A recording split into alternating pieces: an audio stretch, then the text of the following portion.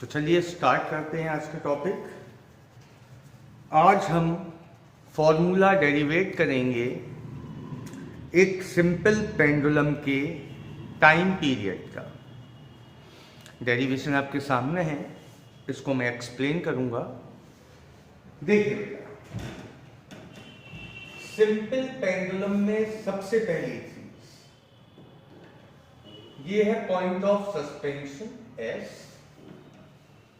यहां से नीचे आए, ये है बॉब, जिसे हिंदी में कहते हैं गोलक, बॉब। सिंपल पेंडुलम दो तरह की मोशन करता है।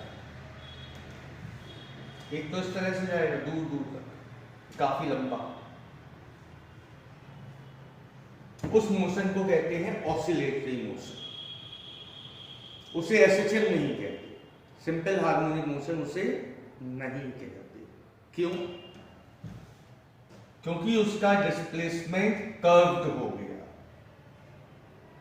जबकि एसएचएल की पहली कंडीशन है कि डिस्प्लेसमेंट कैसा होना चाहिए, लीनियर।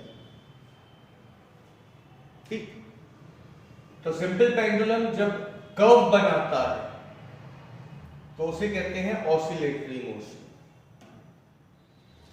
और जब सिंपल पेंडुलम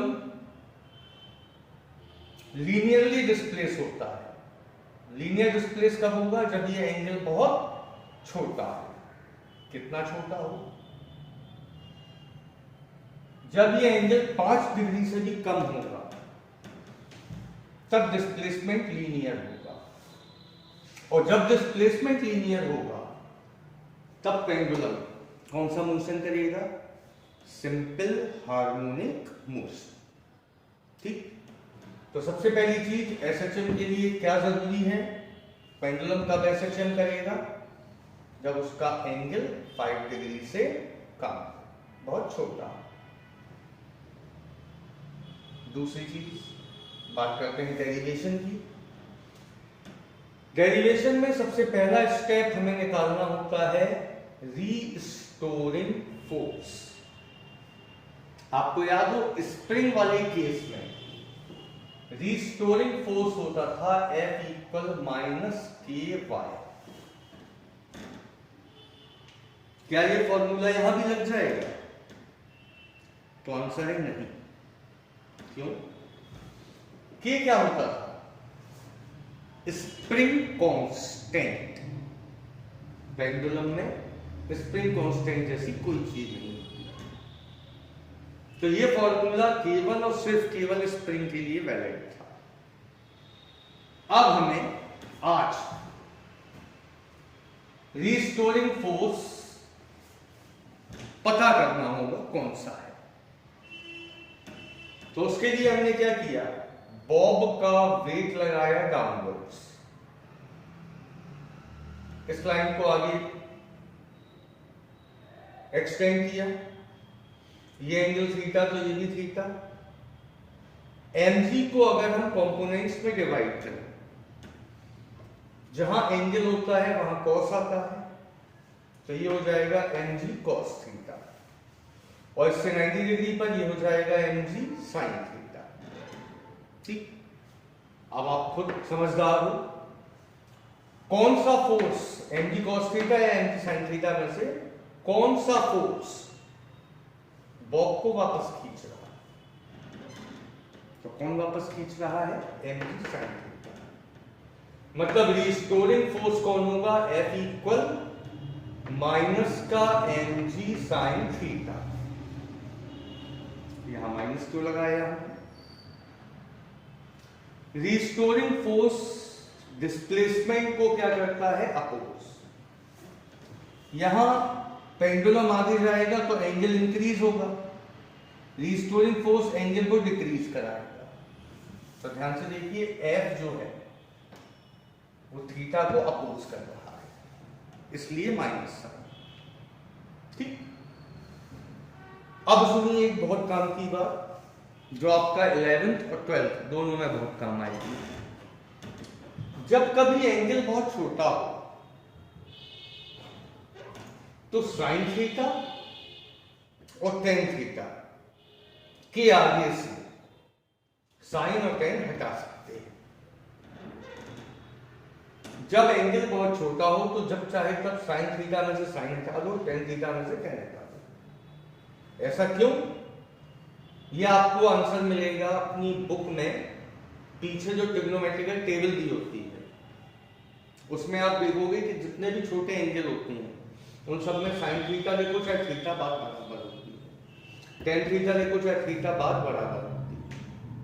ठीक है, तो फिलहाल साइन थीटा एंगल बहुत छोटा है तो उसको हमने थीटा लिख दिया। तो एफ आ गया माइनस का एम जी थीटा। अब एंगल इक्वल क्या होता है? आर्क अपॉन रेडियस, तो y upon l, angle equal y upon l। तो कुल मिला के हमारा स्टेप 1 पूरा होगा। F इक्वल माइनस का m g y upon l, restoring force आ गया।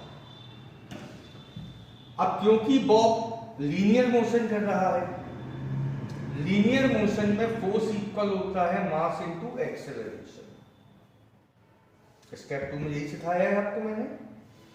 जब भी बॉडी लीनियर मोशन करेगी force equal mass into acceleration. ये वैल्यू यहां आएगी। जब ये वैल्यू यहां रखोगे तो एम अल्फा इक्वल माइनस का m g y upon l, alpha आ गया माइनस का g y upon l. Step 2 पूरा हो गया।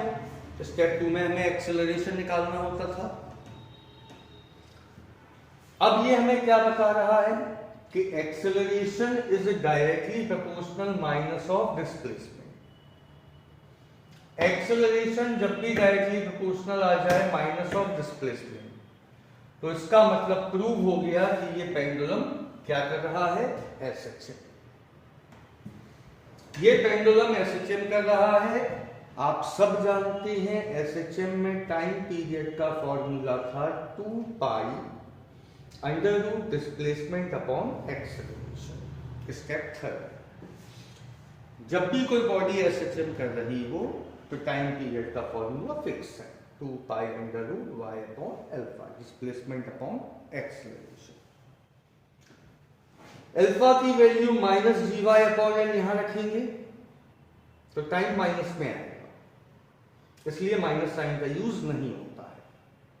तो T equal 2 pi under root y, alpha की जगह g y upon l, y से वाई कैंसिल।